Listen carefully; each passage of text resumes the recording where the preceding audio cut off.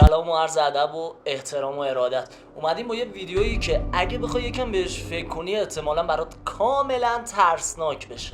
تو خونه برای چه عینک دودی زدی؟ نه ویدیو این نیست، خودم نمیدونم چرا. ویدیو اینه، میخوام در مورد یه چیزی صحبت کنم که احتمالاً اسمشو زیاد شنیدی ولی در موردش اطلاعاتی شاید نداشته باشی. ایلومیناتی. بچه ایلومیناتی خیلی گسترده است. درست‌ترین نظریه‌ای که میشه از ایلومیناتی گرفت اینه که آقا چند تا آدم مهم، پولدار، قدرتمند از قاره‌های مختلف، کشورهای مختلف با هم یکی شدن که بتونن دنیا رو کنترل کنن و یه اسم برای این شرکت مخفی و رازآلود انتخاب کردن به نام ایلومیناتی. یه دونه نظریه محکم و قوی که اثبات میکنه ایلومیناتی وجود داره. یه دونه هتل بزرگ رو تصور کن. برای اداره این هتل نیازمند به چی هستی تو؟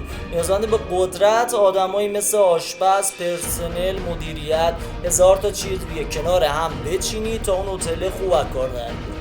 و این شرکت هم نیازمند به آدمای دیگه است. و همین جوری میشه که سلبریتی اونور دنیا اسم ایلومیناتی رو میاره. کشورهای دیگر هم فاکتور بگیریم، کشور خودمون سلبریتی های زیادی داره که اسم ایلومیناتی رو برده. بس یه چیزی هست که همه دارن اسمشو میارن. بعد میگه کارش چیه؟ اصلا برای چی باید این کار کنیم؟ برای اداره یک کشور، یک دنیا، یک هتل نیازمند قدرته. این قدرت رو چجوری به دست میاری؟ با شهرت. تو رو نشناسن تو قدرتی نداری. پس میخوان اول شهرت برای خودشون درست کنن، بعد شهرت میخوان چیکار کنن؟ ترس ایجاد کنن. بعد ترس چه اتفاقی میفته؟ که ایلومیناتی به قدرت میرسه. وقتی هم که قدرت باشه یه جهان رو راحت میتونه اداره کنه. خیلی سیاست ساده ای اصلا هم پیچیده نیست. این بهترین نظریه‌ای که میشه در مورد ایلومیناتی داد.